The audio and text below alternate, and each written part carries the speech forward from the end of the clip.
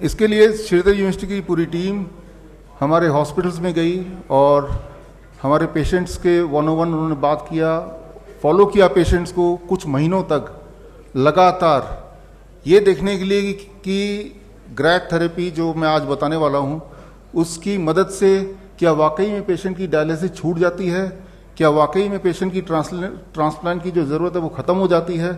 तो ये उनके सवाल थे।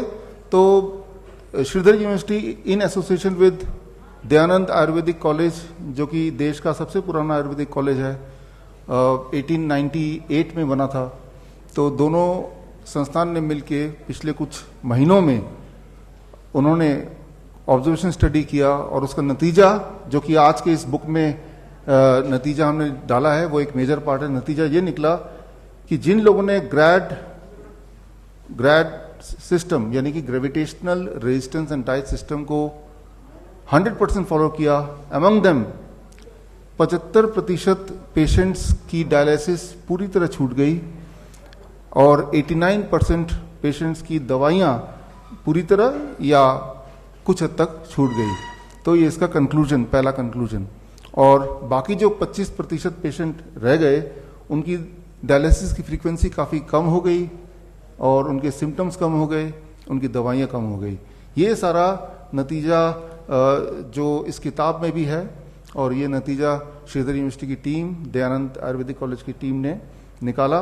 तो ये एक सबूत है और इस सबूत के बेसिस पे हमें बड़ी खुशी है, बल्कि मेरे लिए आज का दिन बड़ा महत्वपूर्ण है, सबसे महत्वपूर्ण है क्योंकि आपने इसको ऑनर करके और पक्का कर दिया। So thanks once again for the honorary doctorate. नमस्कार सभी को। पहले तो थोड़ी सी मेरी लैंग्वेज प्रॉपर हरियाणवी है, तो किसी को कोई दिक्कत हो तो उसके लिए सॉरी। पहले देखो जी, सबसे बड़ी चीज तो विश्वास की है। विश्वास बहुत बड़ी चीज होती है, चाहे वो किसी में भी रख लो, आप भगवान में रख लो, चाहे किसी भी चीज में रख लो, विश्वास से बढ़ के कुछ नहीं है। मेरे घर वालों ने दवा के विरोध किया सर, आपका बीआरसी का।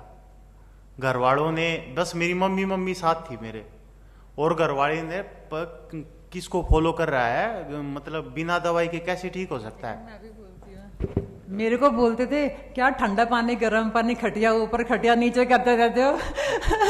कहते अगर आज के बाद फोन करा ना, डॉक्टर नाम का डीबी जानते हो क्या, सीधा जेल में, सीधा पुलिस को नाम दूंगा। मगर हम भी डरने वालों में से थोड़ी ना, हमने भी विकास जी का साथ नहीं छोड़ा। फिर क्या हुआ, मैं फिर मतलब मेरा क्रिएटिनिन लेवल था 22 और इमरजेंसी केस।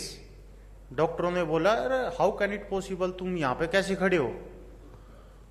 मतलब मैं कैसे खड़ा हूं, मैं तो नॉर्मली हूं, मेरे को तो कोई दिक्कत भी नहीं है। यार तू इमरजेंसी केस है, तेरा ट्रांसप्लांट होएगा।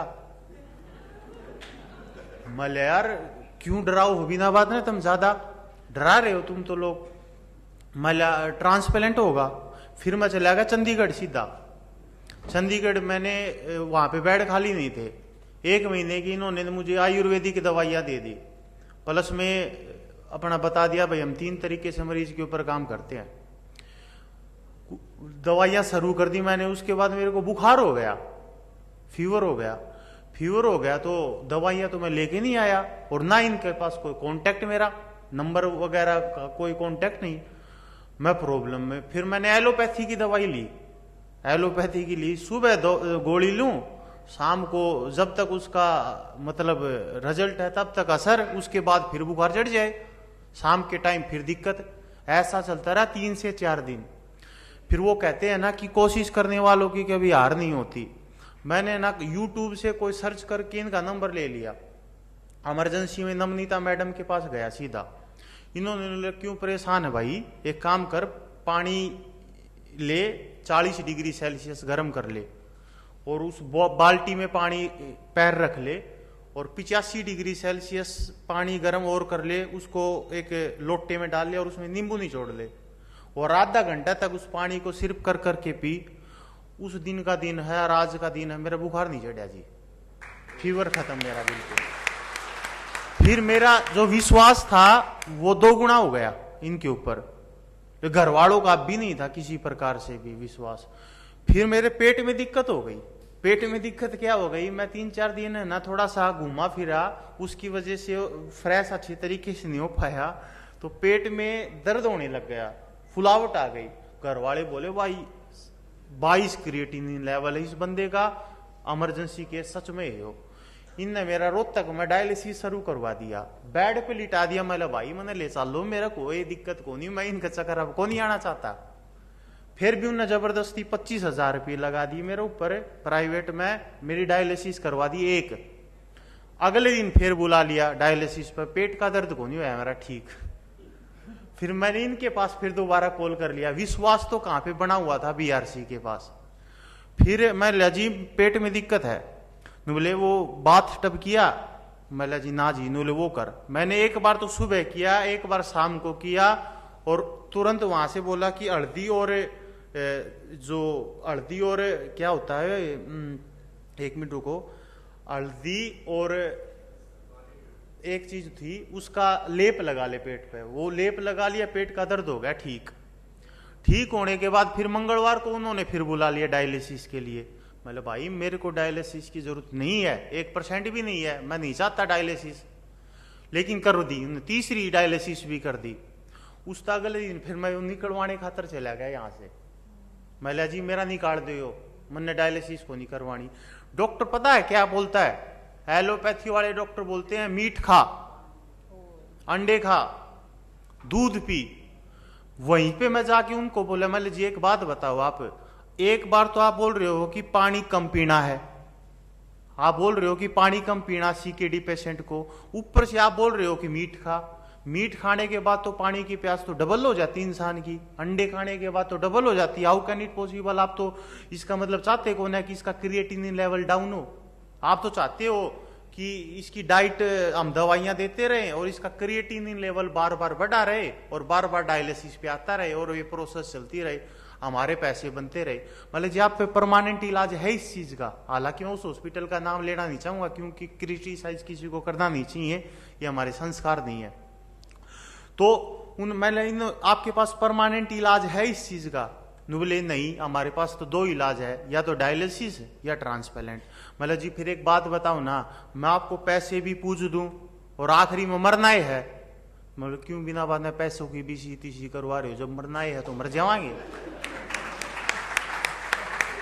जब बेड पे लेट भी गया था ना, ये निकलवा भी रहा था, तो भी उन्होंने एक बार फिर आखिरी बार डराने की कोशिश की, बोले मर सकता है। मतलब जी मरण दो ना, ऊपर लेना जब सांस दे रखे है तब तक तो जिंदे रहोगे, और जिस दिन सांस बंद है तो वो तो आपका भी कोई बेरा मका कि मेरा किस टाइम आप इलाज करते करते मर जाओ, मेरा तुरंत मर जाओ। फिर वो डॉक्टर ने बोला भाई तो एक काम करो, फिर मैं आ गया, घर पे आ गया, निकलवा दिया। उसके बाद फिर मैंने वो थेरेपी करनी स्टार्ट कर दी।